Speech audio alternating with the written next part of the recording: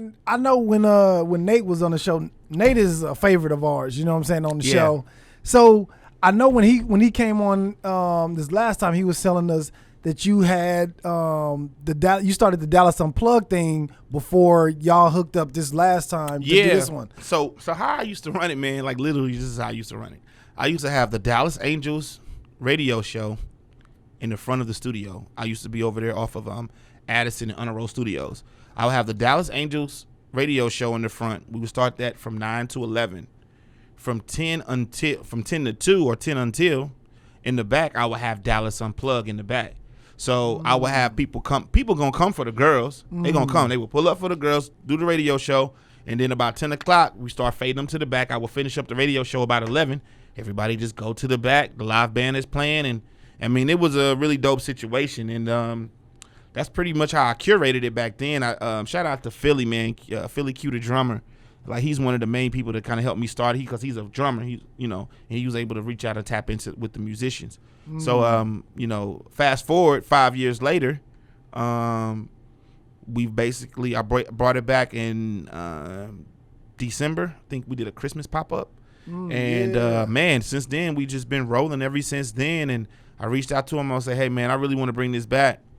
So, Dallas Unplugged, and it's really, really dope platform where it's one of those things where, artists tap in with me. They perform. Artists, basically, it's a platform where artists perform their original music with the live band. But I like to try to do it in a transition matter where it's not like the whole orthodox where, a band 1, 2, and then the band just starts playing and, it's kind of like, it's kind of like a band. That's like them performing with the band. I try to keep the whole transition, want people to capture the transition from sonic sound to live instrumentation. So we'll play their song. They'll perform over their song, maybe almost the whole song or maybe close to the end of the second verse. Then we'll just take that out. And then they just rocking over their song with the live instrumentation. And it could be intimidating for artists that don't know their song, that don't have breath control, that always just maybe whenever they perform, they just perform over the song. They don't take the vocals out. You got to speak, you know what I'm saying? Right. So it could be intimidating, you know what I mean? So, but being able to capture that transition from sonic to live instrumentation and over again, shout out to the band, man, Musical Alchemist. They're super duper dope, man. Duper dope band. I got a nickname for them. I want to call them the stems. The stems, not the roots. Yeah, but the stems. Yeah, for real. That's lit. Yeah, because the band was dope, man. Band crazy, bro. The band is dope. Band is crazy, bro. Yeah. I can't even lie, brother. It's just one of those deals where, I've just been blessed to curate that, man. And I'm trying to take that to other cities too. That's the one thing about me. If I like to try to move around and. I'm not, international, but I know different people in different parts of the country. You know what I'm saying? I can go to LA. I know people there. I know people in Miami. I know people in Atlanta. I know people in New York. You know what I'm saying? So it's just one of those deals where I'm just trying to cultivate that and into something bigger than just Dallas. Yeah, because I seen when you posted, I guess, like a little videos from all the performers that was there. Yeah. And that's where I found Black Egypt. Black Egypt dope. Man, Black Egypt is dope, man. Black Egypt dope, bro. Dope. He's super dope, man. Yeah. God damn. Black Egypt, man. Shout out to Black Egypt, bro. What up, bro? I see you, bro. Man, I just wish he could rake some more music, man. Yeah. He be stingy with the music, man. He be dropping music like Andre 3000. Yes, man. Bro, yeah, because I be needing more too. You know what I'm saying? Yeah. It's one of his cuss he had. I forgot the name, how it went.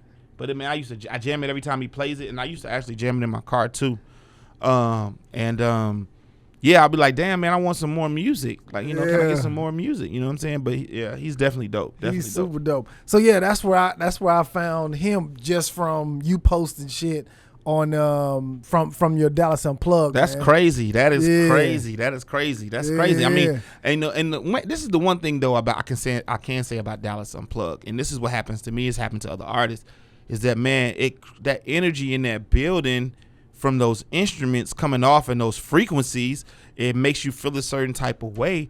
And when people leave there, they want to feel like that again. So the only way that you can get to that feeling again is to actually hear what was being played when you was feeling like that. So what people say, they say, hey, Dirt, man, that song that you did, is that song out? I'd be like, yeah, it's out. You can go over here. It's out. Here, let me send you the link. And this one time, the one dude sent me a message. He was like, man, I do this thing. It's kind of like my go-to chorus. Cause people be like, yo, you can sing. I'll be like, I'm not really a vocalist, but I can carry a tone. I'll carry a pitch. I know, like, I'm musically inclined to where I can hear the pitch and I can try to put my voice in that space or whatever the case may be. Mm-hmm. But as far as like a vocalist singing out loud and shit, like hell no. But it's something that I know that this keep it on the low hook that I do every time, and I know that I'm gonna be able to hit the right pitch. It don't even matter what key it's in. I'm always gonna be able to hit the right pitch and sing it the correct way. Dude hit me up about that, and he was just like, "Hey, man, is that song?" I was like, "Bro, that was a freestyle. I freestyled that verse, and that's like my freestyle hook. That's just kind of something that I just go to when I do with the band. Like, whenever I freestyle with the band or something, I try to put a hook or something like that in there. But it was one of those deals where, it just shows me that, people really fuck with the experience. You know what I'm saying? They fuck with the experience and what's, radiating off of those instruments, man. You know what I'm saying?